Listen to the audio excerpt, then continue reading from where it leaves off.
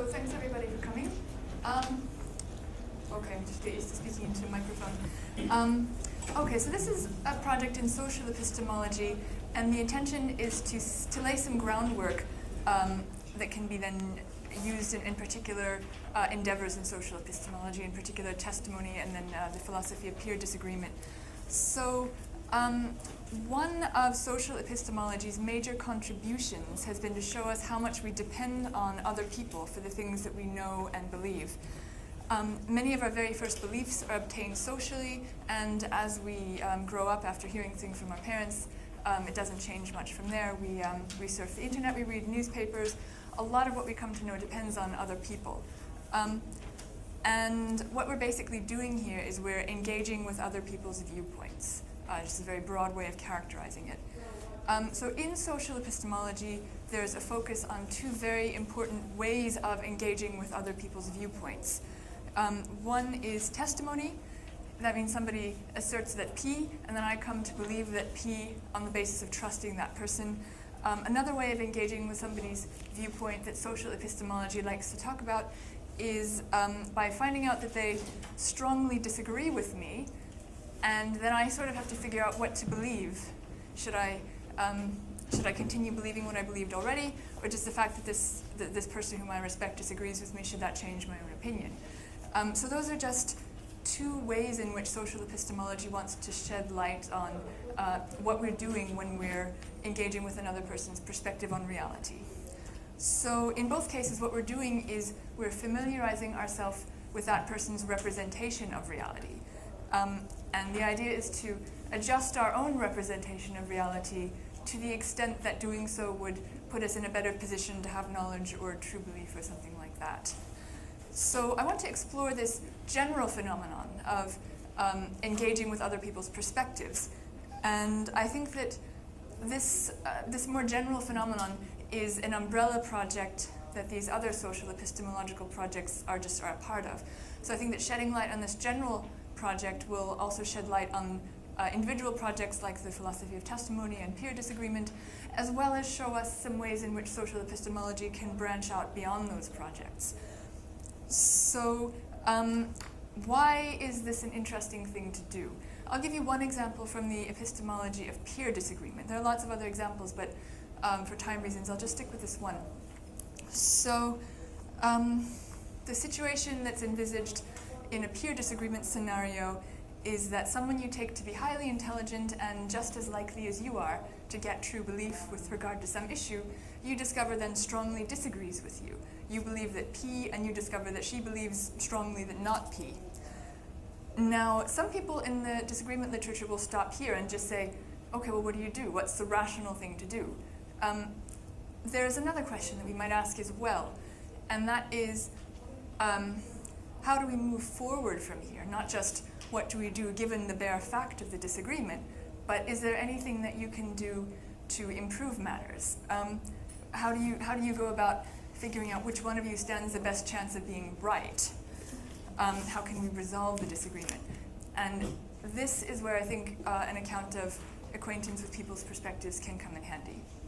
So the reason is that there are two natural steps that you might take in order to resolve a disagreement. One is to pinpoint its cause. Is it something that you believe? Is it a reason on the basis of which you believe it? Is it a way that you have of evaluating evidence that I don't have? And you want to basically unearth any aspect of the other person's perspective that you can that might have contributed to explaining the disagreement. And once you've done this, the second step that makes sense to pursue is to scrutinize the other person's perspective and see if you can maybe adopt some aspects of it that are improvements over yours. And in order to do that, you've got to have some insight into exactly what it is and how the various aspects of it fit together.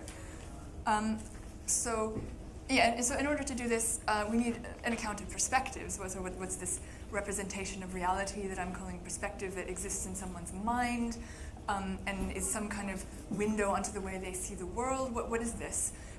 Knowing what its components are and individuating them can help us figure out what causal properties they have and how they might contribute to something like a disagreement. And second, we need to know what it is to have some kind of cognitive insight into the other person's view of reality, and that's what I'm calling acquaintance, and I'll spell out those notions a little bit here.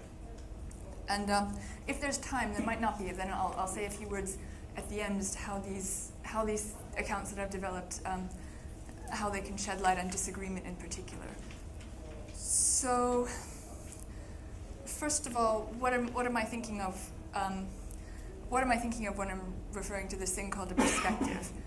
It's basically our mental representation of reality, and it has mental representation of reality that is conceptually structured. So I'm not talking about pictures or anything like that. I'm talking about things that are like beliefs and things that are structured in terms of concepts, and I'll say what that is in a second.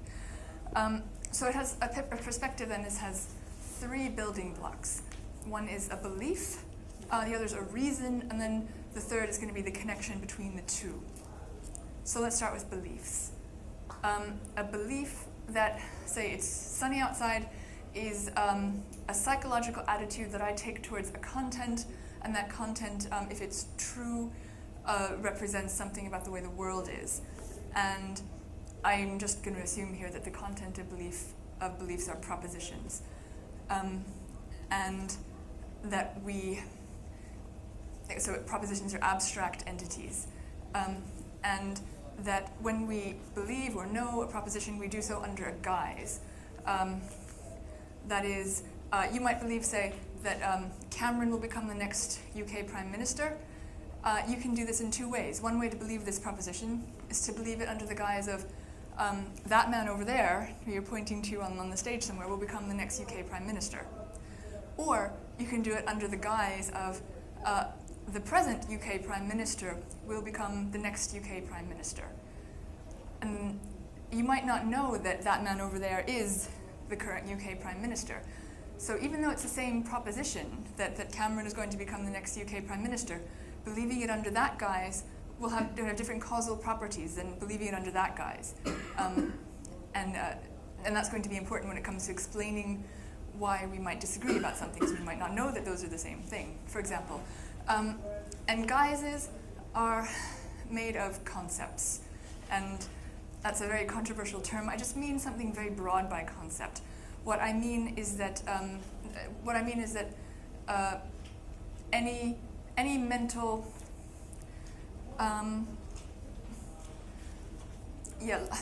a mental content that purports to refer to something and has some kind of analog to language. So I guess it's helpful to introduce just by examples, really. There are concepts like cat, like beauty, like kindness. Those are what we think of as conventional concepts. There are also things that refer in other kinds of ways. Like there might be things corresponding to indexicals, like you, or that, or here. There are sort of mental entities that correspond to these linguistic things. So that when I believe you are here, I'm using concepts that correspond to you and here, but they're not like kindness. They're not things I can kind of picture. They're context dependent. Third, there are concepts that just refer to some experience, some what it's like, some phenomenology, and these are known in the literature as phenomenal concepts, like I walk out into the sun and have this blinding experience. I can't really describe it, but I just say, my experience is like that, and that is a phenomenal concept. You don't need language to describe it, you just need this mental sort of what it's like, to know what that refers to. Okay, so third, beliefs admit of degrees of confidence. So I can believe that it's sunny very confidently, like I do today, or while I was in the hotel room this morning before I'd drawn the blind, I could think, well, it's probably sunny, but maybe not, because I don't know, I haven't opened the blind yet. I believe that less confidently. And how confidently we hold a belief will affect other things about our perspective, will affect how strongly we hold beliefs that we base on that belief. So that's the third aspect of beliefs that's going to be relevant. Okay, so much for beliefs. The second building block of perspectives is reasons, the things that you base your beliefs on. And I'm thinking of these as, just any component of perspective is going to be representational, so reasons are representational. Let's see. some people think in philosophy of reasons as having certain normative properties, like they're what you're supposed to base your beliefs on, or they have to be justified, or whatever. I'm not doing that here. I'm just thinking of reasons as descriptive, what you in fact base your beliefs on, because we're looking for the explanatory properties of the aspects of your mind. So I'm just really interested in how you do see the world, not how you should see the world. So there are two kinds of reason. One is what they call doxastic, that is another belief that you hold. If you believe that it's raining, then that belief can ground other beliefs for you. You can believe, oh, it's going to be wet outside. We're not going to want to have a picnic today. You can ground all kinds of other beliefs on the belief that it's raining. Not all reasons are believed. Sometimes, our beliefs have to come from somewhere. And if I walk outside and spontaneously form the belief that it's sunny, this belief doesn't just come out of nowhere. It comes from an experience of being blinded by the sun. And that experience in and of itself is also a reason. Some philosophers use the word grounds here. And an experiential reason is pre-doxastic. I don't believe that it's blindingly sunny. I just have an experience as a blinding sunniness, and then I form the belief. So experiences, as well as things believed, can be the bases for other beliefs. And experiences aren't just sensory. They're not just walking outside and seeing the sun. You can have a kinesthetic experience. It kind of represents your body as being somewhere in relation to other things. Or you can have a sort of internal mental experience. If you think of 2 + 2 = 4, hopefully you'll have an experience of, yes, that's right, that's got to be true. And that's a certain mental phenomenology. And that itself is also an experience. So I'm thinking of experience as broadly as possible, as anything that's representational that you can base a belief on. Okay, so the third component of perspectives, we have beliefs, we have reasons, and then we have the connections between them. These connections are psychological. And I've already hinted about what one of the important connections is that a belief can be based on a reason. You hold a belief because you have some reason to do so. The belief, in some sense, makes it more probable that the reason makes it in some sense more probable that the belief is true, or supports the belief, or something like that, or makes it reasonable for you to believe what you believe. And this is what philosophers call the basing relationship, or the basing relation. There's another psychological relationship in the vicinity. I won't talk about that, I think, because we probably won't have time, but let's stick with the basing relation for now. Although, excuse me. Okay, maybe I will just briefly. Okay, so there's the relationship between a reason and a belief such that you hold that belief because of that reason. That's basing. The second psychological relationship between a reason and a belief is just you think that a belief supports a reason. So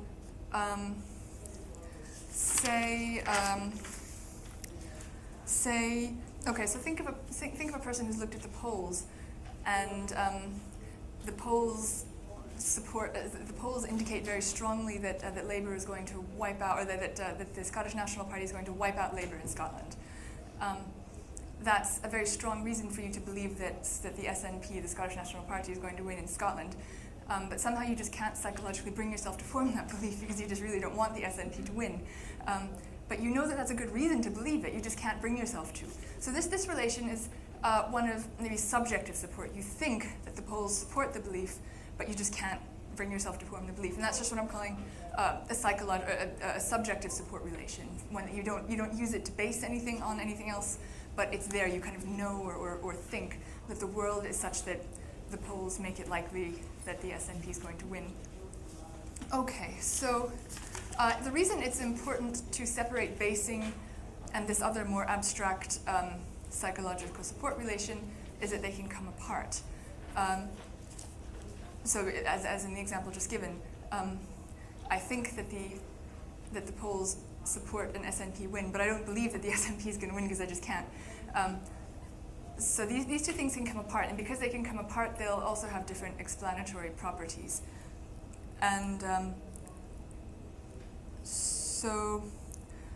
all right, so that's about enough for now about the three components of somebody's perspective on reality. Now I'll say a little bit about what I mean by being acquainted with somebody else's perspective. So we have these building blocks. What is it to have cognitive access to them? What is it to know about them in such a way that you can gain knowledge or something like that from another person by way of doing so? Well, I'll say a few words about the notion of acquaintance in and of itself first, because it's used in a couple of different ways. Philosophers of mind sometimes use the word acquaintance in a technical sense that some associate with, well, the Bertrand Russell coined and some sort of follow on in his tradition. I'm not using it in that technical sense. If you have any idea of what that is, that's not what I'm about here. I'm just after the natural language sense of acquaintance. So I can be acquainted with you, I can be acquainted with Catalina Island, with a body of work. It's just some sort of, some form of knowledge that admits of degree and that isn't directed towards a proposition. And I won't say much more about that for now, because there's only one aspect of acquaintance that I really want to highlight here. I think the others are on your handout anyway. So one important aspect of acquaintance is that you know at least some propositions about the thing you're acquainted with. So I'm acquainted with Jonathan. I don't know much about him, but I know he's wearing a gray shirt today. And I know his name is Jonathan. If I didn't know anything about Jonathan, it's kind of hard to imagine how I could be acquainted with him at all. And there are two modes in which I can have knowledge about somebody. And one of these modes is important for acquaintance in particular. So let's take the hotel I'm staying at, which is the Pavilion Hotel.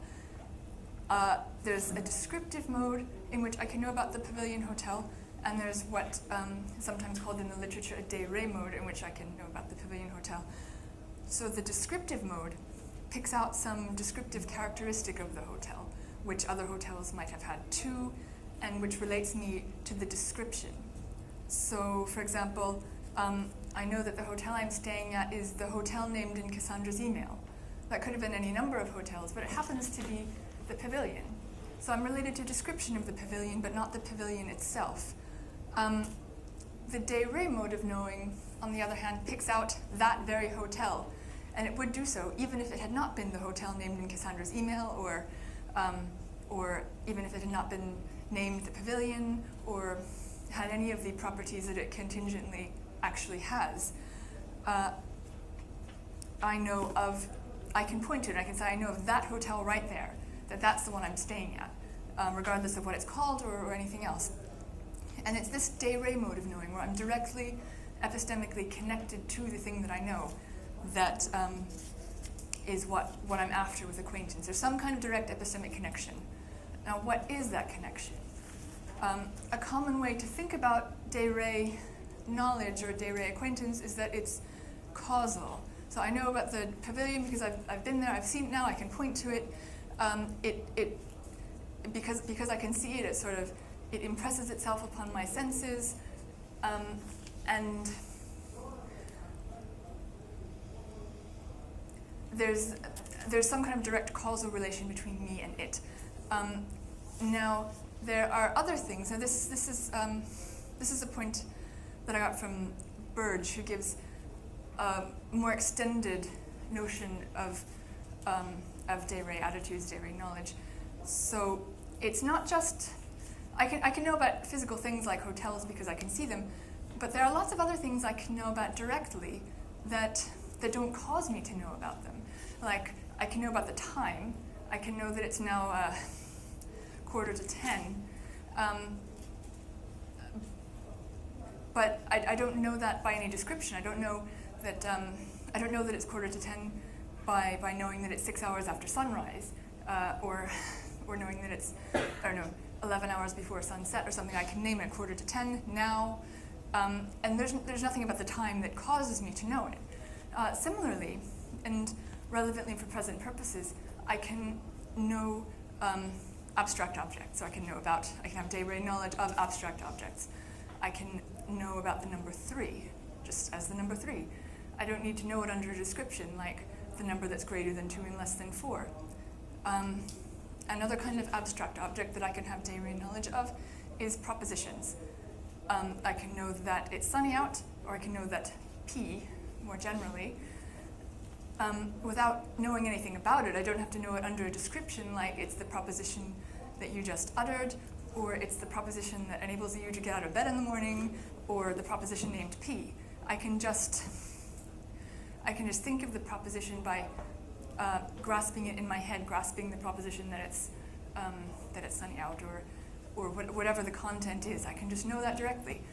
And Burgeon, I think rightly, calls this day ray knowledge too, even though it doesn't cause me to know about it. So this kind of direct epistemic connection comes in many forms. One is causal, but there are these other forms too that I'm not going to get into, but that at least suffice to give you a sense of the kind of thing I'm getting at with acquaintance. So I hope that's somewhat clear. So, okay, so now we have a notion of perspectives, we have a notion of acquaintance generally. Now we need to put them together and get an account of what it is to be acquainted with the perspective, in particular when it's the perspective of another person. And started a little late, but try to go a little quickly through the rest. So I'm going to have to give these conditions, or I have whole accounts, but in the time I'm only going to be able to give you a couple necessary conditions. And I'm going to have to go through each element of a perspective separately because they have different properties. So let's take beliefs to start with. You are acquainted with somebody else's belief that P, and I've listed it on the handout if you're following along. You're acquainted that somebody else's belief with P only if you grasp P. So in the sense that I just talked about, you're acquainted with the proposition that P because you can have this direct epistemic connection to it. You grasp P, but also you have to grasp it under the same guise that the person whose perspective it is grasps it under. So if the other person believes that the current prime minister is going to be the next prime minister, then that's the guise that I have to grasp this under. I can't. If I just grasp that man over there, I don't know who he is, but that man over there can be the next prime minister. Then I haven't become acquainted with that person's belief in quite the way that I have in mind here, because, that person believes the proposition that Cameron's going to be the next prime minister, but not in the same way. That person represents the world slightly differently than I do. If I represent it as that man, and the other person represents it as the current prime minister. And so, since we could draw different inferences from those things, I don't think it's suitable to count that kind of relation as acquaintance. So, I have just a side note. It will be important also for these large-scale social epistemological projects to say not just what acquaintance is, but what perfect acquaintance is. Is this relationship, or this relation admits of degree? If I knew Jonathan perfectly, I'd know a lot more about him than I do now. But I know him a little now, and I'm still acquainted, but I'd be better acquainted if I knew a lot more. And similarly, when you're getting to know somebody else's perspective on the world, in some sense, the more you know, the better, because you can have a bigger sort of understanding or picture of how things look from their eyes, so to speak, and that will give you a different kind of window onto reality, a more complete one that you can then decide whether to adopt aspects of yourself. But for now, I'll just talk about acquaintance, and I think I might even put on the handout some additional conditions for perfect acquaintance, but I won't really talk about those now. Okay, so acquaintance with another person's experience, the second building block of perspectives. More specifically, reasons are the second building block, but there are two kinds of reasons, recall, and reasons that you believe, doxastic reasons, there's the same condition on them that there is on beliefs. So account of acquaintance with a belief is the same as an account of acquaintance with someone's doxastic reason.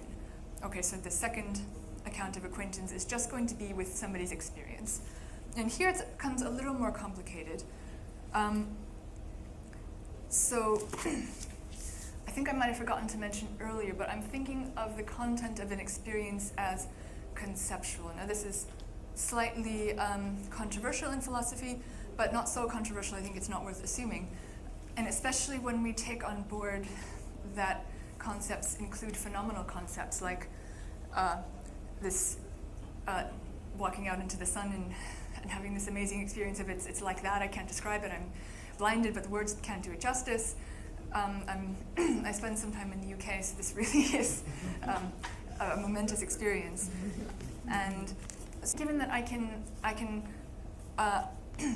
refer to and think about experiences in terms of phenomenal concepts like that, I don't think this assumption that experiences are conceptual is that problematic, because I don't really need words to express a phenomenal concept.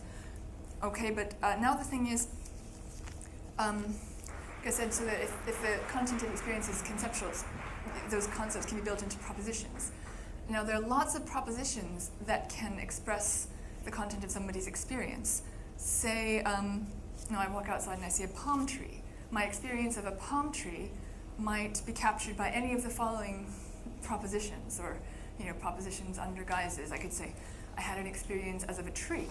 I had an experience as of a tree outside. I had an experience as of a tree as a symbol of hope.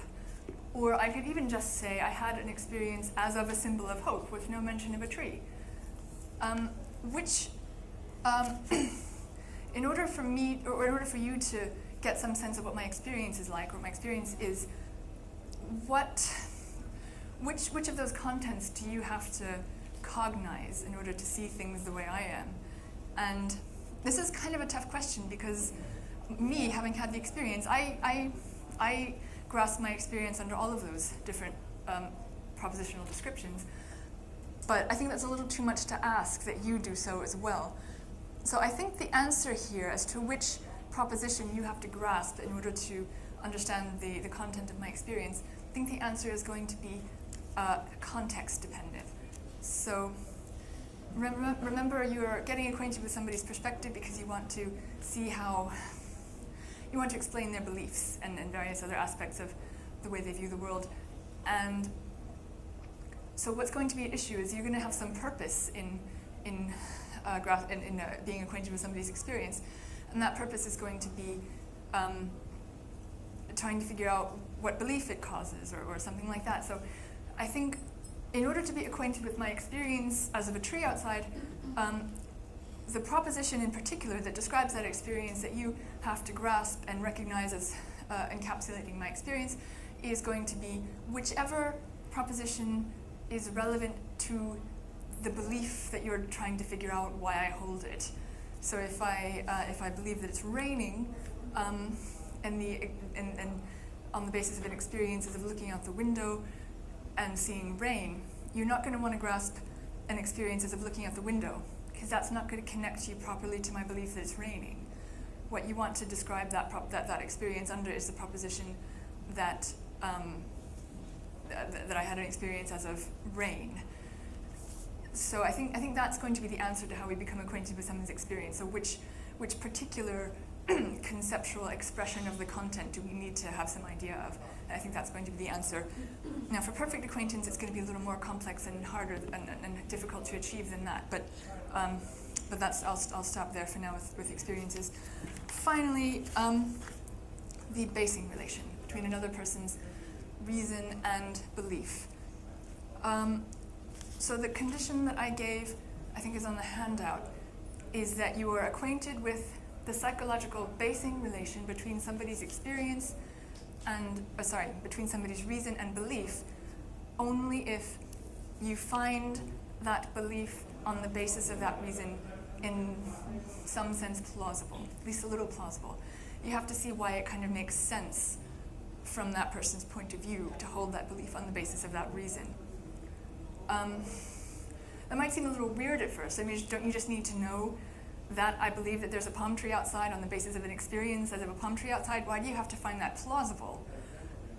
Well, I think that's important because if you really want to see things the way I do, part of the way I see things is seeing that as being plausible. So if I believe 2 + 2 = 5, an example that we've had previously, and you don't have any, you know that I base, no, I'll use a different example. So if you know that I believe that it's raining, and my reason for this belief is that I had an experience of blinding sunshine, you're going to think I'm crazy. You're not going to see the world as I do. But part of my holding the belief that it's raining on the basis of an experience of sunshine is going to be that I find that reasonable. So there's an important sense in which you're going to miss out how I'm seeing things. And maybe that's right. Maybe that is crazy. Maybe there's nothing to see there. But you're certainly not seeing it, so I don't think you're going to be acquainted with my perspective in that case. So one quick word about what this plausible seemingness amounts to. So what is it for you to find the fact, or to find my basing relationship between a reason and a belief plausible? Remember earlier I mentioned that experiences can come in many forms, one of which is they can be kind of mental experiences of, oh yeah, that's got to be right, 2 + 2 = 4, yeah. Or belief that the SNP is going to win because the polls overwhelmingly say so. You can't deny that. That's plausible, reasonable. This is kind of this mental phenomenology, this intellectual seeming of yes, that's right. And this is a kind of experience. And remember also that experiences can be referred to by phenomenal concepts. So my experience of considering this reason together with this belief is one of yes, that's right. And I can't really express that in other ways. I can just say, I had that experience of plausible seemingness, or whatever you choose to call it. And that's a phenomenal concept. So if you grasp that phenomenal concept, if you have a sense of what it's like for me to believe something on the basis of something else, and be like, yeah, well, I can see where she's coming from, I can see how that kind of makes sense, then you're at least close to grasping the phenomenal concept that I grasp when I have that true seemingness experience. Now, there's going to be a range of similar concepts here. And I don't think you have to grasp the exact one that I do, because I think that's asking too much. Maybe perfect acquaintance will need that. But you'll have to grasp some concept within that range. It's like, that's how it is for me to find that plausible. Maybe there's this kind of plausible, very plausible, somewhere within that range. As long as it kind of makes sense for you that I do that, then you've grasped a concept that's close enough to that of my basing phenomenology that you, I think it's safe to say, you're acquainted with my basing relation between a reason and a belief.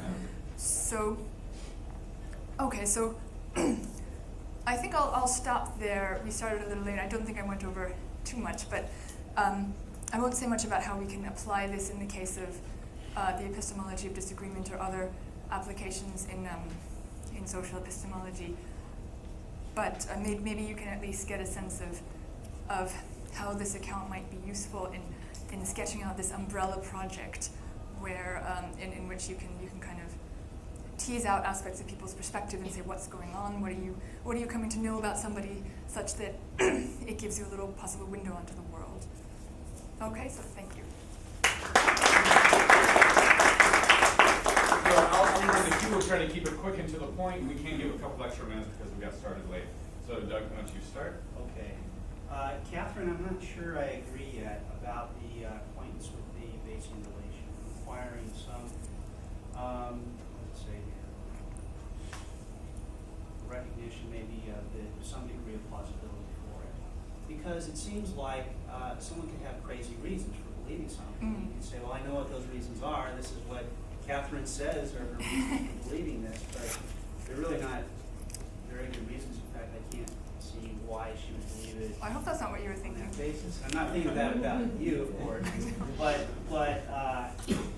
I could report, right, the reasons that you have given me for believing the proposition. Yeah. And so in that sense, I'm acquainted with what they are. Yeah. No, I mean, that makes sense, and I can,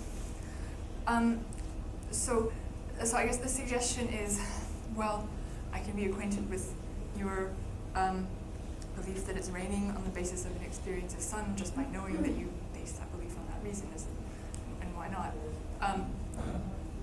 The reason I don't want to call that acquaintance is that there's something that you aren't able to do when you know that about me, and that is you're not able to have this kind of de re thought about the content of my experience, the content of this psychological phenomenon that occurs when I entertain the belief that it's raining on the basis of an experience as of blinding sunlight. And because you can't entertain that phenomenal concept of, yeah, that makes sense, there's not going to be an appropriate kind of direct epistemic connection that I've been calling de re between you and the way things look to me. So I would say that if you know that I believe that P on the basis of a reason R, that's a way of describing my basing relation, but it's not a way of being de re acquainted with my basing relation in quite the way that I have in mind. So, and I think that's important because if you really want to see the way, if you want to use my perspective on reality as a sort of, surrogate for your own, then you're not going to be able to do that if you don't see how things kind of connect up with me. Now, maybe it's totally crazy. Maybe things don't, maybe this is just one indication because you can't really see how I base that reason on that belief on that reason. You can't, you just can't use my perspective as a surrogate for your own. That's an important thing to have learned about my perspective, and that's going to sort of make you say, well, there's very little epistemically that I can gain from this person, and I think I'll move on. So that's my reasoning there. I don't know. Oh yeah, I'm limiting follow-ups, I'm sorry, so no immediate jumping in, sorry about that. So quick comment and then a question. So it seems to me that in the social cognition literature and the theory of mind literature, a lot of the ways of figuring out someone else's perspective have been worked out, or at least the options are laid out, and that might be a okay. source for you. But then I don't know if it's a question, maybe it's not a comment.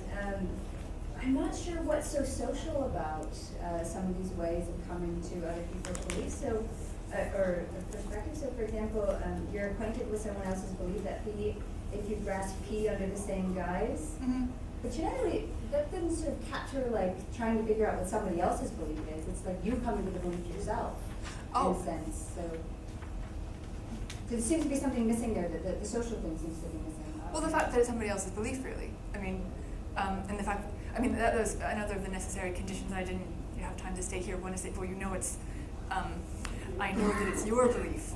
I know that it's not just some random proposition out there. I know somebody actually holds it and sees the world that way. So that's another part of the picture I didn't really get to articulate here. And what social, so you can do that by reading a book too, and it doesn't feel social because you're not talking with somebody, but I think it's still social because somebody has expressed themselves, somebody's expressed the content of their mind in such a way that you can then try to assimilate it in some way or understand it or grasp it. So I think that's what's social about it. Must be that somebody believes. Yeah. And I'd be curious for references to the literature before, because I'm coming from epistemology, so if there's a line I might have missed. I wonder what your account would say about serious cultural disagreement. So thinking about a lot of the things you talk about, conceptual guises and plausible sounding reasons, a lot of these are very culturally mediated, such as somebody at a distant enough cultural perspective from my own may have these elements of their perspective that I just can't grasp because I become deeply involved in their culture. So if we compound that, there's enough such disagreements, it might end up being that I can't really become acquainted at all with their perspective. And that looks really, really problematic if we think about globalized international norms, legal norms, technological norms, etc. So would you accept that worry about this challenge to intercultural understanding, or am I misunderstanding the extent to which these cultural guises, these conceptual guises could be cultural? No, I think that's a good point, and I wouldn't regard that as a challenge to my account so much as a challenge to the very idea of intercultural exchange. I think, you could either set the bar for getting to know somebody's view of reality really low, and then you've got intercultural exchange, but in practice, what have you really achieved if you don't really know why they're doing what they're doing or thinking what they're thinking?